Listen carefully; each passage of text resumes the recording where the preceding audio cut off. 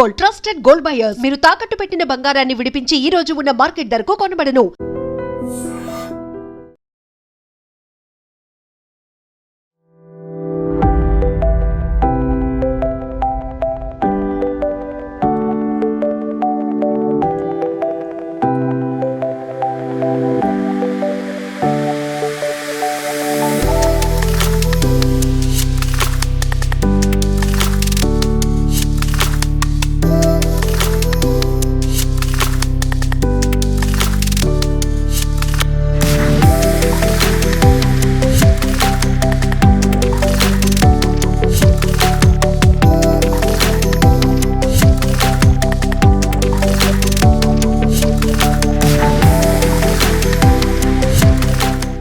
అరకు అందాల గురించి ఎంత చెప్పుకున్నా తక్కువే. ఇప్పటి వరకు మనం Araku view point, ghat road, చిన్న చిన్న గిరిజన గ్రామాలు ఇవన్నీ కూడా ఎంతో అత్యద్భుతంగా మనందరినీ ఆకట్టుకుంటాయి. ఇప్పుడు అంతకంతకు అరకు వ్యాలీలో కావచ్చు, పాడేరు ట్రైబల్ ఏరియాస్లో ట్రెక్కింగ్ పాయింట్స్ పెరుగుతున్నాయి, వ్యూ పాయింట్స్ పెరుగుతున్నాయని చెప్పాలి.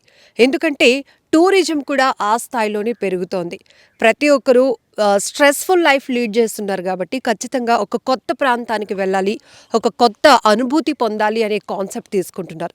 సో దీంతోనే ఎక్కడికక్కడే అరకు కేంద్రంగానే ఏర్పడుతున్న ఎన్నో వ్యూ పాయింట్స్ చూస్తే ఇప్పుడు మనం అరకు వ్యాలీలో సుంకరమెట్ట జంక్షన్ దాటగానే గన్నెల జంక్షన్ దగ్గరకు వచ్చాం. ఇక్కడ మనం చూస్తే ఇదంతా కూడా ఒక వ్యూ పాయింట్, వెరీ స్పెషల్గా ఉంది.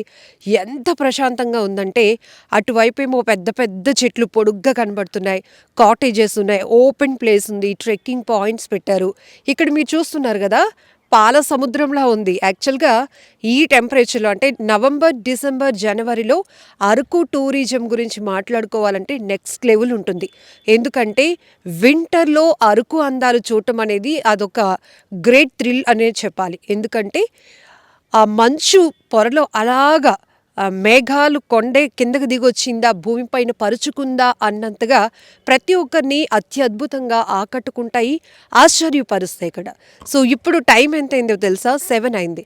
జనరల్గా మన సిటీలోనైతే సూర్యుడు వచ్చేస్తాడు, మన లైఫ్ స్టైల్ స్టార్ట్ అయిపోతూ ఉంటుంది. బట్ ఇప్పుడు 7 అయినా కూడా ఇక్కడ చూడండి ఒకసారి, కొండలు, ఎత్తైన కొండలు కనపడుతున్నాయి. ఆ కొండల మధ్య అలా మేఘాలు నేలపై వాలినట్టుగా కనిపిస్తున్న ఆ బ్యూటీని చూస్తే కనుక నిజంగానే ఒక రకంగా చెప్పాలంటే సినిమా కవులు వర్ణించినట్టుగా ఈ అందాల గురించి మనం చెప్పుకోవాల్సిందే. ఇంకొకటి ఏంటంటే గిరిజనుల లైఫ్ స్టైల్ చూడొచ్చు, వలస పూల అందాలు కూడా ఈ సీజన్లోనే ఉంటాయి. ఇక మరీ ముఖ్యంగా మనం సంత అనేటప్పటికీ ఖచ్చితంగా ఏజెన్సీలో వారపు సంతలు వెరీ స్పెషల్. సో రెగ్యులర్గా మనకి బజార్స్ ఎలా అయితే ఉంటాయో, మార్ట్స్ కానీ లేకపోతే స్మార్ట్ బజార్స్ అట్లా కాకుండా ఇక్కడ గిరిజనులకి సంబంధించి వాళ్ళు ఇంత స్ట్రాంగ్గా, ఇంత హార్డ్ వర్క్ చేయడానికి, ఇంత కష్టపడి పనిచేయడానికి, చిన్నపిల్లల నుంచి పెద్దవాళ్ళ వరకు చూడండి చాలా బలంగా ఉంటారు, ఎంత దూరమైన నడిచేయడానికి ఇష్టపడతారు. సో వాళ్ళ లైఫ్ స్టైల్ ఎలా ఉంటుంది, వాళ్ళ ఫుడ్ హ్యాబిట్స్ ఎలా ఉంటాయి, వాళ్ళు ఏం పండిస్తారు, వాళ్ళు రెగ్యులర్గా వాళ్ళ పంటల కోసం, వాళ్ళు వేటల కోసం ఉపయోగించేటటువంటి థింగ్స్ ఏంటి, ఇవన్నీ కూడా చాలా ఇంట్రెస్టింగ్గా ఉంటాయి. అందుకే వారాంతపు సంతలు అనేటప్పటికీ అరకు కానీ, పాడేరు కానీ, అల్లూరి సీతారామరాజు జిల్లా ఈ ఏరియాలో జరిగేటటువంటి వంట్ల మామిడి, ఇక కాశీబుగ్గ లాంటి ప్రాంతాల్లో జరిగే సంతలు ఇంకా వెరీ స్పెషల్ అని చెప్పాలి.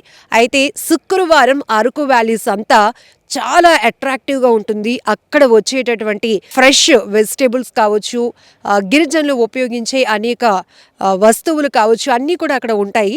దాంతోపాటు ఎట్లా చెప్పాలి అంటే ఇప్పుడు మనం ఒక బ్రాండ్ తీసుకున్నాం అనుకోండి, ఆ సేమ్ మనం యూస్ చేసే ఆ బ్రాండ్ వస్తువు అక్కడ చాలా చీప్గా దొరుకుతుంది. కానీ అదే పేరుతో దొరుకుతుంది, కానీ అది కాపీ పేస్ట్ లాగా ఫేక్ బ్రాండ్స్ కూడా. అంటే చూడండి ఎంత అమాయకత్వమో, వీళ్ళు అది ఏంటి అని తెలుసుకోలేరు, కానీ అదే ఎక్కువ అని ఫీల్ అయ్యేలాగా ఉంటుంది. సో కొద్దిపాటి డబ్బులు కూడా వాళ్ళు కావలసిన సరుకులు కొనుక్కొని వెళ్తూ ఉండటం, వాళ్ళు తెచ్చి పండించే వస్తువులు అమ్మటం, ఇదంతా కూడా ఒక గ్రేట్ కల్చర్. సో ఇప్పటికీ కూడా ఒక హిస్టరీ అంటే మనకి తెలియలేనటువంటి ఒక కల్చర్ కానీ లేకపోతే తెలియలేనటువంటి ఒక సబ్జెక్ట్ అంటూ కనుక ఉంది అంటే ఖచ్చితంగా మనం అలా కొంత టైం స్పెండ్ చేసి ఇట్లాంటి ఏజెన్సీస్కి వచ్చేయాల్సిందే. సో ఇప్పుడు మనమైతే గన్నెల జంక్షన్లో ఉన్నాం. జస్ట్ మీరు అరకు వ్యాలీకి సుంకరమెట్ట జంక్షన్ క్రాస్ అయిన వెంటనే రైట్ సైడ్లో వాటర్ ట్యాంక్ ఉంటుంది, బ్రిడ్జ్ లాగా మీకు ఒక వ్యూ పాయింట్ ఉంటుంది. సో వంజంగి, మేఘాలకొండ ఇవన్నీ ఆల్రెడీ మనం ఎస్టాబ్లిష్ చేసేసాము, ఎందుకంటే అక్కడ హిడెన్ వ్యూ పాయింట్స్ అవన్నీ. సో ఇప్పుడు కూడా ఇది ఒక కొత్త వ్యూ పాయింటే. ఇప్పటికి చూడండి సన్ రైజ్ ఒకవైపు అలా జరుగుతూ ఉంటే అక్కడ వెలుగుగా ఆ కొండ మీద కనపడుతుంది. ఇంకొక వైపు ఈ ఎండకి ఆ మేఘాల్లాగా అలముకున్న పొగ మంచు కాస్త వీడిపోతూ ఉంది.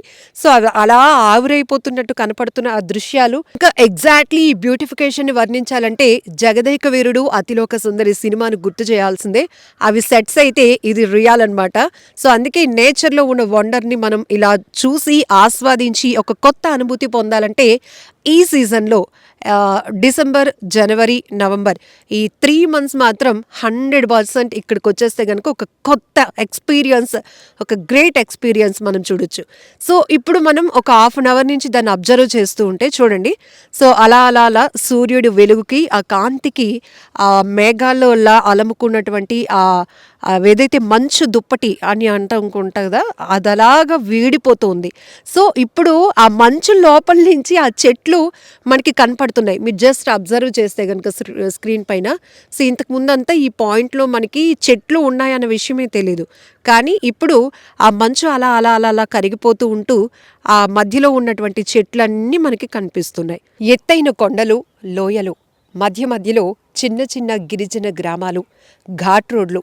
ఇది గిరిజనుల కల్చర్ని అత్యద్భుతంగా మన కళ్ళకు కట్టి చూపించే అరకు వ్యాలీలో ఉన్నటువంటి బ్యూటీ. సో ఈ వింటర్ సీజన్లో అరకు బ్యూటీ చూడాలి అంటే నిజం చెప్పాలంటే అదృష్టమే ఉండాలి. ఒక రకంగా ఎముకలు కొరికే చలిలో కూడా ఈ బ్యూటిఫికేషన్ ఎంత అత్యద్భుతంగా ఉంటుందంటే జస్ట్ మీరు ఒక్కసారి నా బ్యాక్గ్రౌండ్లో ఉన్న ఆ లుక్ వేయండి. సో ఎత్తైన కొండలపైన అలా మేఘాలు నేలపై వచ్చి వాలితే అది మేఘాల కొండగా మారినంత అత్యద్భుతంగా కనపడుతోంది. బట్ మీరు అనుకున్నట్టు ఇది మేఘాల కొండ వ్యూ పాయింట్ కాదు. ఇంకొక రకంగా చెప్పాలంటే అరకుకి టూరిస్టులు పెరుగుతున్న కొద్దీ కొత్త కొత్త వ్యూ పాయింట్స్ కూడా వస్తున్నాయి. సో అరకు వ్యాలీలో సుంకరమెట్ట జంక్షన్ దాటిన వెంటనే గిన్నెల జంక్షన్ దగ్గర ఉన్నటువంటి ఈ వ్యూ పాయింట్ని ఒక్కసారి చూస్తున్నారు కదా. సో ఇప్పటి వరకు నేను కూడా చుట్టూ కొండలు ఉన్నాయి, ఆ మేఘాలలాగా పొగమంచు కప్పుకుంది అనుకున్నాను. కానీ ఒకవైపు ఆ సూర్యుడు అలా ప్రకాశిస్తూ ఉంటే ఆ వెలుగుకి ఆ మేఘాలు కాస్త, ఆ మంచు కాస్త కరుగుతూ ఆ మంచు దుప్పటి కింద ఉన్నటువంటి ఆ చెట్లు ఒక్కొక్కటి బయటపడుతుంటే నిజంగా ఈ బ్యూటీని చూడడానికి 2 కళ్ళు సరిపోవు అన్నట్టుంది. ఖచ్చితంగా చెప్పాలి, సినిమా సెట్లు వేరు, రియల్ లైఫ్లో ఉన్నటువంటి ఈ అరకు బ్యూటీ వేరు. నిజంగా ప్రస్తుతం ఉన్నటువంటి సమాజం దేనికి ప్రయారిటీ ఇస్తుంది? ఆర్థిక సంబంధాల చుట్టూ మాత్రమే తిరుగుతుంది. మళ్ళీ ఎన్నికలంగానే చాలా విరక్తి కలుగుతాను. మంచి అనిపిస్తుంది కదా, లేడీస్ కూడా ఛాలెంజింగ్ జాబ్స్ చేసినప్పుడు చాలా బాగుంటది. ట్రాఫిక్ అసిస్టెంట్స్ గా నియమించిన ట్రాన్స్జెండర్స్ అందరితో సాల్యూట్ చేయించుకుంటున్నారు. ఫుడ్ డెలివరీ ఇవ్వటానికి వెళ్ళినటువంటి డెలివరీ బాయ్ అనిల్ పై కళ్ళ ముందు